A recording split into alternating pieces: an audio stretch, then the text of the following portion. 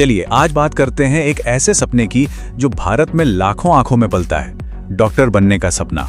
आइए इस पूरे सफर को, इसके हर पड़ाव को आसान भाषा में समझते हैं।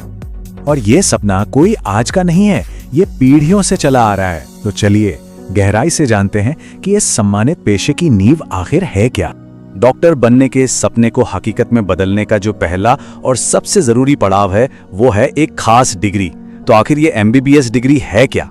सीधे शब्दों में कहें तो ये मेडिकल साइंस की वो फाउंडेशनल डिग्री है जो एक स्टूडेंट को एक क्वालिफाइड डॉक्टर बनाती है, जो मरीजों की सेवा करने के लिए तैयार हो। इस रास्ते पर वक्त का एक बहुत बड़ा कमिटमेंट लगता है, पूरे 5.5 साल।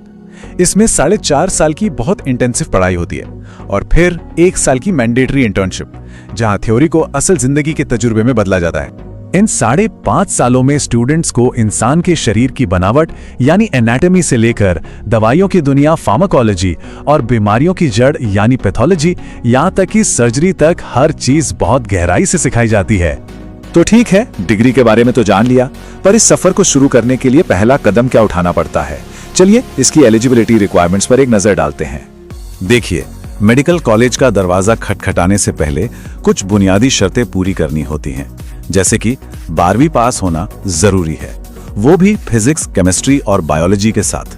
कम से कम 50% मार्क्स तो चाहिए ही, और एडमिशन के वक्त उम्र 17 साल होनी चाहिए। अच्छा, एक बार ये सारी शर्तें पूरी हो गईं तो फिर आती है असली चुनौती, एक ऐसी परीक्षा जो मेडिकल कॉलेज के दरवाजे की चाबी है, और वो चाबी है नीट यानी national eligibility cum entrance test. इस एक परीक्षा ने भारत में मेडिकल एडमिशन के पूरे लैंडस्केप को ही बदल कर रख दिया है। इसने प्रोसेस को बहुत हद तक आसान बना दिया है। सोचकर देखिए, 2019 से पहले क्या होता था। स्टूडेंट्स को एम्स, जिपमर और ना जाने इतने ही अलग अलग मुश्किल एग्जाम्स की तैयारी करनी पड़ती थी, लेकिन अब सिर्फ एक एग्जाम, नीट, जो देश के सभी मेडिकल कॉलेजों का रास्ता खोलता है। एक देश, एक परीक्षा। नीट में सफलता पाने का मतलब है भारत के कुछ सबसे बेहतरीन, सबसे प्रतिष्ठित मेडिकल कॉलेजों में पढ़ने का मौका मिलना, जैसे दिल्ली का एम्स, जिसका नाम ही काफी है, या पुणे का आर्म्ड फोर्सेस मेडिकल कॉलेज। ये वो संस्थान हैं जो सिर्फ डिग्री नहीं देते, बल्कि देश को बेहतरीन डॉक्टर देते हैं। तो पढ़ाई पूरी हुई, डिग्री हाथ में आ गई, अब क्या? अब शुरू होता है सालों की मेहनत का फल मिलने का सफर। करियर के कई रास्ते खुल जाते हैं। ज्यादातर ग्रेजुएट्स सबसे पहले एक जनरल फिजिशियन के तौर पर अपना करियर शुरू करते हैं। ये वो डॉक्टर हैं जो हमारे हेल्थ केयर सिस्टम की रीढ़ की हड्डी हैं। असल में ये हमारी हेल्थ केयर के फर्स्ट पॉइंट ऑफ कांटेक्ट होते हैं। आम बीमारियों का इलाज करना और अगर मामला गंभीर हो तो सही स्पेशलिस्ट के पास भेजना, यही इनका काम है। लेकिन अगर किसी की दिलचस्पी ऑपरेशन थिएटर में है, जहां हर पल मायने रखता है, तो उनके लिए भी एक बेहतरीन रास्ता है, सर्जिकल असिस्टेंट बनने का। इस रोल में बड़े बड़े अनुभवी सर्जन्स के साथ मिलकर काम करना होता है, चाहे वो कार्डियोलॉजी हो या न्यूरोलॉजी।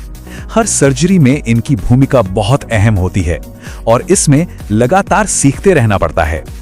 और फिर एक बहुत ही खास रास्ता है जो बच्चों के स्वास्थ्य से जुड़ा है, एक पीडियाट्रिशियन यानी बाल रोग विशेषज्ञ बनना। एक पीडियाट्रिशियन सिर्फ बच्चों की बीमारियों का इलाज नहीं करता, बल्कि उनके सही विकास और ग्रोथ पर भी नजर रखता है और पेरेंट्स को सही सलाह देता है। एक तरह से ये आने वाली पीढ़ी को एक सेहतमंद शुरुआत देने का काम करते हैं। लेकिन ये करियर, ये सैलरी, ये स्पेशलाइजेशन, इन सबसे ऊपर एक ऐसी चीज है जो इस पेशे की आत्मा है। तो सबसे जरूरी बात यही है कि ये पूरा सफर दूसरों की मदद करने की एक गहरी इच्छा से जुड़ा होना चाहिए। यही सेवा की भावना है जो किसी को सिर्फ एक डिग्री होल्डर से एक कामयाब और अच्छा डॉक्टर बनाती है। तो सपने से हकीकत तक का ये रोड मैप हमारे सामने है। ये एक ऐसा सफर है जिसमें बहुत समर्पण और जिम्मेदारी लगती है, लेकिन ये समाज पर एक गहरा और पॉजिटिव असर डालने का मौका भी देता है। तो सवाल यही उठता है, क्या ये सफर किसी के लिए सही रास्ता है?